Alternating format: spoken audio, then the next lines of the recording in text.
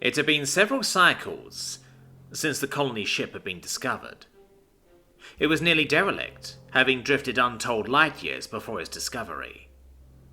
Rescue teams had boarded to miraculously find thousands of survivors suspended in cryosleep. They identified themselves as humans, and theirs was a tale so tragic it couldn't help but take the galactic community by storm. The homeworld of this pre-FTR species had been threatened by a cataclysmic stellar event. Having seen the danger, but been unable to stop it, the humans had created their ark. The best and brightest gathered together to create their best hope for survival. Many of the technologies were unproven and the risks were great, but faced with no other option, they moved forward. The ark was launched into orbit, and slowly acquired distance from their doomed world. Holding out hope, they waited nearby, praying for their world to survive. Unfortunately, the worst came to pass. The swarm of rogue asteroids they'd seen did indeed cross paths with their Earth, so with heavy hearts, they set course for their best hope of a habitable new world. Once again, they would be tested. Arriving at their destination, their brave captain exited cryosleep to see only blasted hellscape, unfit for habitation of any sort, and so he charted a new course and returned to his frigid slumber. This would not be the last time the harrowing survivors were met with failure. Time and time again did the captain awake to find disappointment. His grief was nearly a palpable thing, as he set what he believed to be their final course, their last chance. And he missed. Their ship overshot its destination. The onboard systems would have never recognized conditions to allow it to wake the crew. It should have drifted through space, slowly decaying over the course of millions of cycles, but fate would not be so cruel. A ship on a routine survey mission chanced upon them at the far edge of our frontier worlds, and thus was humankind introduced to the Halax. Us. Drax leaned back in his chair, lazily stretching as he yawned. He hadn't gotten to the part of the documentary that detailed humanity's integration to Halaxian society yet, but really, he was just watching it to get into the spirit of his work. He switched the screen on the wall of one of the ship's exterior cameras, and viewed the swirling colours of hyperspace as it grew ever closer to the lost human homeworld. His imagination showed him great abandoned cities, relics and treasures, all just waiting to be discovered. A knock at his door startled Drax from his fantasies. The wheels of his chair seemed to launch forward as the rest tipped backwards. He let out a surprised shout while collapsing into a heap on the ground. The door shot open and Sara rushed in. "Drax, are you all right? Are you hurt?" Even though he was in pain, Drax couldn't help but marvel at how Halaxian the woman looked. Grey her skin a little, black in her hair, she'd be able to pass as an attractive, if ridiculously large, member of his species. She'd knelt down and started to pick him up before he remembered that one was generally supposed to respond when asked about their health. "I'm fine. Yes, sorry, I'm fine," Drax said, trying to worm his way out of her grasp. He briefly felt like a child trying to escape his parents' clutches, before she raised an eyebrow and released him. "Yes, it seems that even bodily harm can't keep me from overthinking," he said with a chuckle. Sara smiled and shook her head. "I'm glad. And not just because I thought I was going to have to carry you to sickbay." She held out a hand, and he quickly used it to help himself to his feet. At the same time, she sat down, rather than hit her head on the ceiling. Humans hadn't been around quite long enough for shipbuilding standards to accommodate them. Most human crew tended to hang around the relatively high, ceilinged cargo bays most ships had. Human crew were most frequently taken on as security personnel. Though their frames didn't lend themselves well to patrolling, their abnormal strength and durability were a great boon in times of crisis. One captain was quoted as saying, "The guys were always complaining about how lazy the human I hired was, just lounging around all day. But let's be honest, would you want to try and squeeze past one of those things in the ship's hallway?" They changed their tune quick after that time he got boarded by pirates. Our human was roaring bloody murder the whole time he was running around the ship, taking them apart. We asked him after the fact, "Why were you yelling?" And this enormous death machine, I kid you not, blushes. Says he was pissed off because he kept bouncing his head off the bulkheads. Sara wasn't security personnel, though. She was an archaeologist. Her sweet and caring personality often made it easy to forget she was from a species that could pinch Drax's head off between her fingers. He found himself lost in her amber eyes for a moment, as he thought of how fortunate he was to have such a capable companion along for this expedition.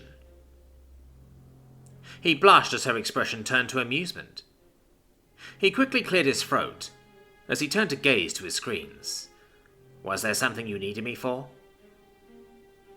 She giggled, a sound Drax found strangely musical. "Nothing in particular, just wanted to make sure you weren't spacing out too much. We're almost there, you know."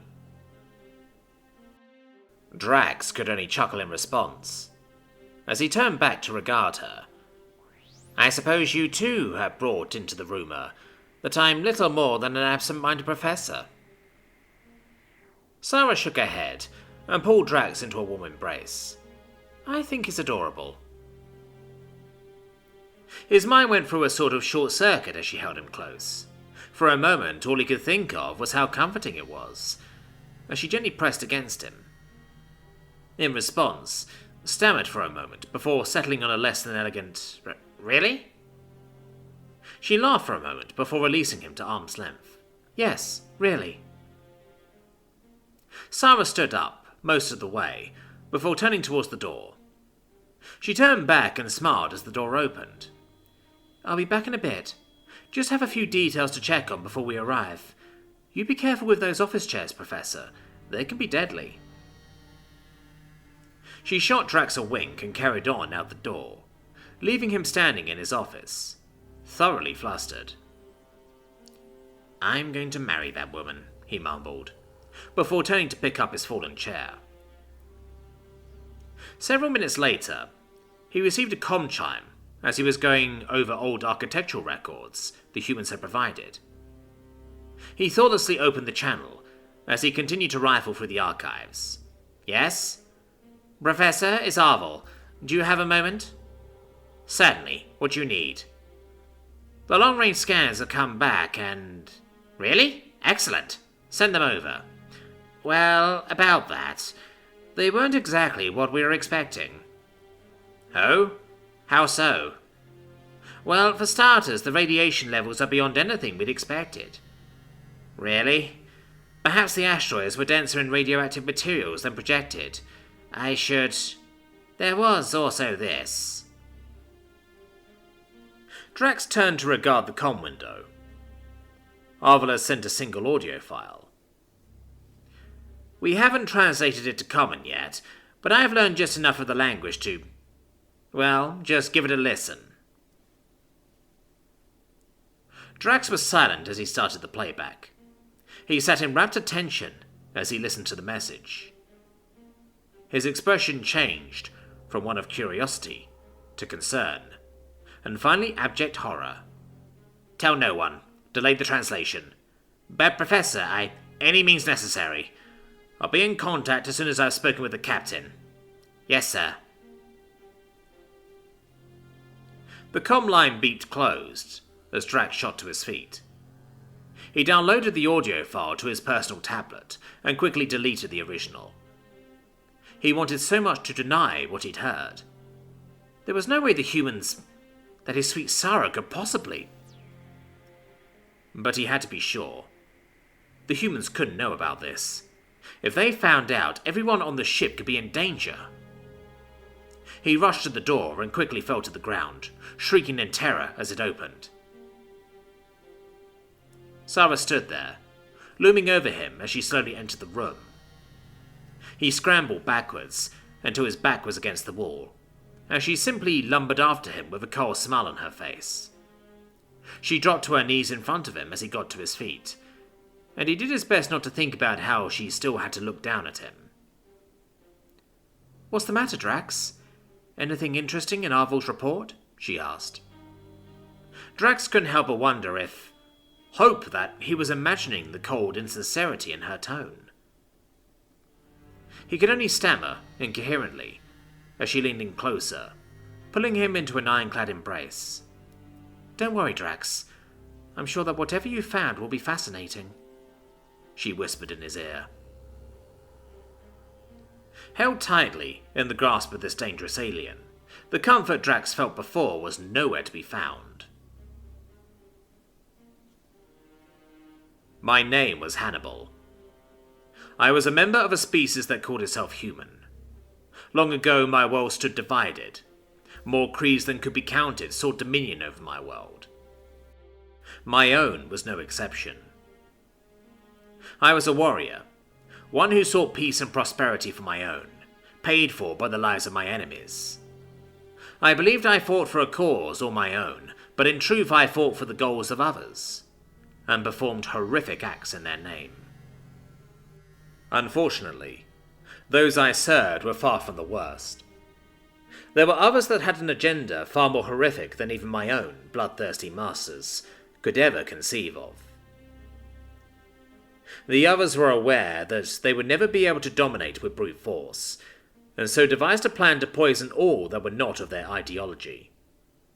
They would poison us not just in body, but mind and spirit as well. It had begun long before I was born. They wormed their way to power amongst us, securing the means to destroy us even as we fought amongst ourselves. So subtle were their maneuverings that the majority of us, while aware of them, hadn't the slightest inkling of their horrific plan. But I would become privy to knowledge that most weren't. My cohort and I had initially reached the conclusion, each of our own accord, that these sinister forces needed to be stopped by any means necessary. We fought alone in the beginning, each in our own ways, before slowly finding one another over the course of our struggles. The masses were fooled by these others. Our own would label us extremists, rebels, terrorists. We fought our countrymen as often as the enemy in those early days. All while the toxicity grew, corrupting our food, our water, and the very air we breathed. Most of my kind carried on in ignorant bliss, like nothing was happening. So pervasive were the lies of the enemy, that up could be down, and dark could be light. It astounds me to this day what awful things can be considered normal if the build-up is slow enough. Frail and dying, we fought like the cornered animals we were, and for a time it seemed we had a chance at victory. The more desperate our situation, the more that kindred spirits awakened to our cause. Once the majority of us realized who was to blame, we killed the ones responsible, wherever they could be found. Ironically, those that wanted our world united under them would instead find us united against them. But the victory we sought was never to be. Our adversary, in the final days of the conflict, had retreated deep underground, knowing well that we would be dead, long before we could breach their defenses or find all of their hiding places. They had won. We would be destroyed by the events they set in motion, and they would be free to inherit the earth. This we could not allow. Would never allow. Near the height of our civilizations, several of our competing creeds had created nuclear weapons, all in numbers sufficient to turn our world into a cloud of radioactive rubble. And turn our world into radioactive rubble we would. So deep ran our hatred for those that doomed us, that we refused to allow them to carry on as our successors. We would rather our species end, here and now, then let them carry on in our name. I will perish in the hellfire, but bear no ill will to the men pulling the triggers. Though they will be ending the lives of the millions of us left, we were really already dead. I, nor any of my cohort are so vain as to believe this epitaph need exist for its own sake. So to you, we leave this warning. Here, at the end, we've learned that some of those that orchestrated our demise sought to escape our world altogether. Though we know not of their success, we send this message and all evidence of our struggle into the void, in the hope it be found unneeded. Should you encounter these beings, calling themselves human, treat them as the contagion they are. Purge them in atomic fire, as we did so long ago. Suffer them at your own peril, for if they are unable to enslave you, they will surely endeavour to destroy you. Do us this mercy. Let our world's legacy dissolve into silence, so that none need ever know the baleful nature of those that may remain, and dare to call themselves human.